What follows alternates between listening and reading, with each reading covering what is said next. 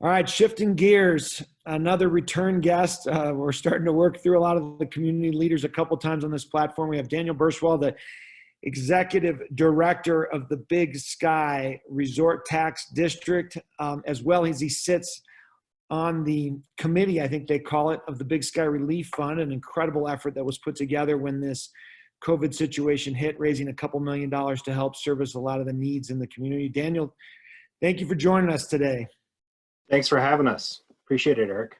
And I will apologize to the audience and to you. I will catch myself a couple of times being Daniel or Danny. I've always called you Danny, but go with Danny. You're good. All right, we'll stick with Danny. So let's jump into the Big Sky Relief side of your world right now.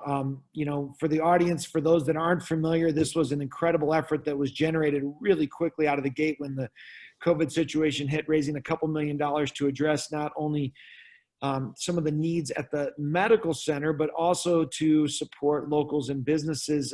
Give us a little update of how things have been rolling along with that. Yeah, thanks for asking. So I would say we're transitioning from what has been kind of a sprint over into a marathon mode related to the Big Sky Relief efforts.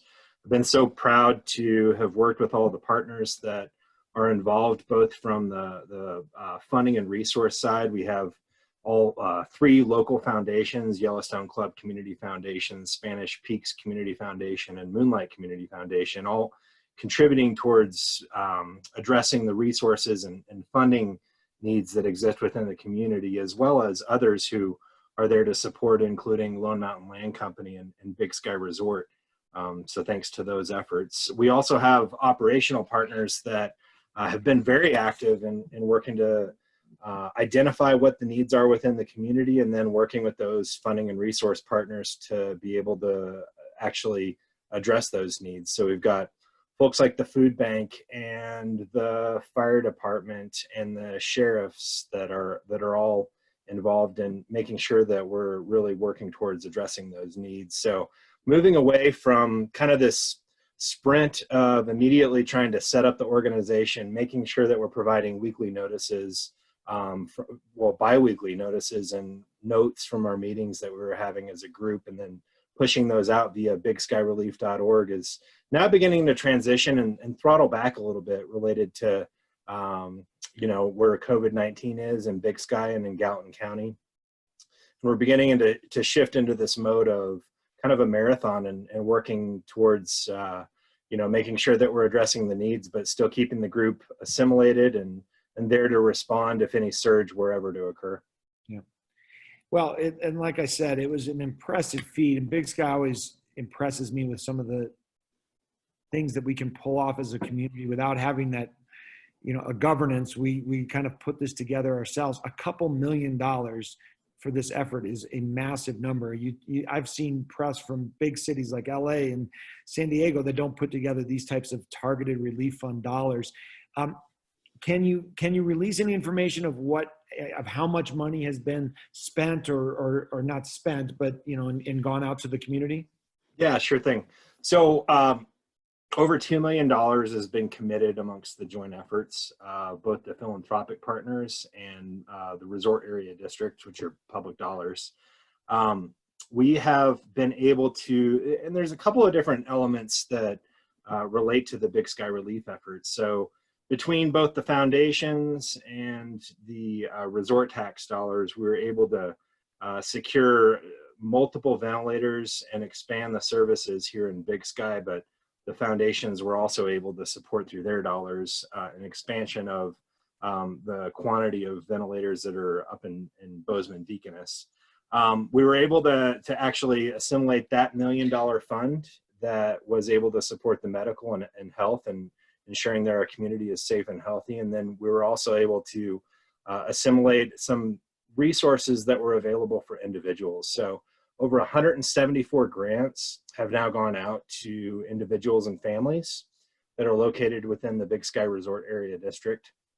Through the efforts of the Big Sky Chamber of Commerce in partnership with Visit Big Sky and the Resort Area District, over 57 businesses were actually able and eligible to receive a micro grant that was done through reallocation of resort tax dollars. So really proud of our efforts there. And then We have also been able to support directly through the resort tax funds some of the relief dollars that went to support the school through new technology, the food bank, and also most recently the wastewater surveillance system that has been done in partnership with the health department in Gallatin County. So in total, we're looking at somewhere around $1.32 million that have actually been gone towards contributing to relief efforts within the Big Sky Resort Area District in Big Sky, Montana. And we also have some dollars left over there as well to continue to support individuals and families, as well as nonprofits and government entities. So if you're a family or a business owner out there listening to this, and you're still on some hard times, or you're coming into some really choppy waters, what would be your suggestion to them if they're considering looking for aid? Yeah, I mean, my first suggestion would be to make sure to explore all the possible funding mechanisms and relief efforts that are out there. So there's I think state of Montana recently released quite a few new efforts that are available, ranging in terms of audience that they're designed to support. So look at those state efforts, look at those federal efforts, and then in addition to that, go to bigskyrelief.org and go to request funds. But I would say there's a lot of opportunity out there in order to receive some relief and make sure you're exploring all mechanisms possible. Excellent. Danny, can you touch on that wastewater project for a moment for those that aren't familiar with that? Yeah, sure thing. So through bigskyrelief.org, we have a subcommittee that was formed to review applications that were coming in for nonprofit organizations and government entities that were that were impacted in many ways from either an increase in service or increase in programs related to the COVID-19 impacts. And we received an application most recently in partnership from the Gallatin City County Health Department that is working with MSU in partnership for a surveillance system on wastewater. So we've worked with Gallatin County as well as MSU and our local water and sewer district to actually get this set up in Big Sky. And last week we approved the application for the wastewater surveillance treatment plant, and that'll get started here pretty soon as one of the tools in the toolkits for being able to see what the impacts of COVID-19 on our community are related to overall community surveillance. Okay. So your day job, executive director of the resort tax, give us a little update on how that world's looking. You obviously just finished an election, got your board reseated, and you're heading into your allocation season. So, give us the summary of where you're at and how you're looking. Yeah, sure thing. So, going into May, not only did we have the uncertainty of COVID-19 and what the impacts would be related to our collections and requests from the community, but we also had three board seats that were up for election in May, and a 1% vote for an additional 1% for infrastructure in the community. And I can't be prouder of the Big Sky community for really turning out to the polls. I think it was around 54%, which we received in terms of total voter turnout. And if you were to talk to the Gallatin County Elections Office, they would say that is a significant turnout for Gallatin County. Kevin Germain, Sierra Wolf, and Grace Young were all voted onto our board. Very thankful to have such a wonderful slate of candidates actually here for the 6 that applied. So congratulations to those 3, and thank you to the other 3 for throwing your name out there to potentially serve on our board. The 1% for infrastructure is a massive win for the Big Sky community, and the fact that moving into our allocation cycle, what we were looking at was roughly $9 million in requests from the community, from the 3% resort tax funds that were already fairly significantly impacted from COVID-19. With the removal of the water and sewer district application because of the 1% vote, we're looking at $7.4 million in total requests, which is a significant reduction.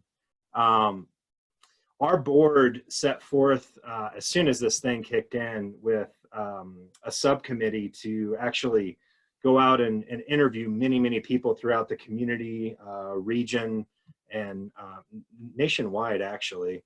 Huge thanks to Brian and Taylor. Both of their interviews were extremely insightful for our group. What we came out of that scenario planning with was a couple of themes and recommendations. You know, one of the things that we learned was, you know, the data that we received from both our VBS and Chamber for tourism and hospitality is extremely valuable, as well as the data that we received from the airport from Brian and his crew. We learned also that, you know, widespread testing is going to be important as one of the tools in the toolkit for recovery. Henceforth, the application for the surveillance, wastewater surveillance, is one of the tools in the toolkit. And then in addition to that, you know, we're really looking at ensuring that we are able to make our dollars last as long as possible. So a couple of recommendations came out of that subcommittee. Probably the biggest recommendation from the group was, you know, really this thing is changing day by day. I wish that we had a magic 8-ball or a crystal ball in order to tell us where we're going to be at with the impacts of COVID-19 this winter and this fall. We know that that's not going to be the case at this time. So what we've done is we're taking what has traditionally been an annual process and breaking that out per the recommendation of the subcommittee into 6-month increments. So we'll basically be taking the first 6 months, July through December, and allocating those dollars in the spring allocation. But we're going to keep some powder dry for actually understanding what the impacts, long-term impacts, are going to be of COVID-19. So we'll be going through a second allocation process, an application process this fall. So that's a pretty major shift for the resort tax, and we're doing that in an effort to really be as fiscally responsible as possible in supporting the community as we move through this time of need. We're going to need to continue to rely on collaboration with the philanthropic community and keeping that relief fund open. We'll continue to do that and evaluate it. And we're really operationally as an organization also holding ourselves to the same standards. So there's kind of a 6-month check-in that's going to be happening for the next year, maybe even 2 years, as we continue to move through this process. And in addition to those pieces, we're also going to be collaborating more intently with our counties. Was exchanged in a conversation today with county administrator on the Gallatin side, ensuring that our budget timeframe is in alignment, and that we're continuing to have conversations about how to really maximize our dollars and our collaborative efforts, similar to things like the sheriff's and the 911 projects that we funded in the past. Excellent. Well, that's a great update, and I appreciate that. And once again, that's a major driver of our community, is the resort tax. Any closing words, Danny, from either the relief fund side or the resort tax? We're all in this together, and I think we should all be extremely thankful of living where we do, having the economy that we do, and working together is how we're going to get out of this thing. And thank you for everyone and all of your efforts in this community, both from a small business perspective all the way up to the large organizations like Big Sky Resort and our local airport. So thanks for the coverage, Eric. You know, our pleasure. It's we all got to play a role in this, and this has been our pivot, and this is our role to play, and happy to do it. I'll throw one last softball at you. What are you grateful for today, Danny? I'm grateful for the sound of sandhill cranes and spring run brown trout. All right. Those are two beautiful things to be grateful for.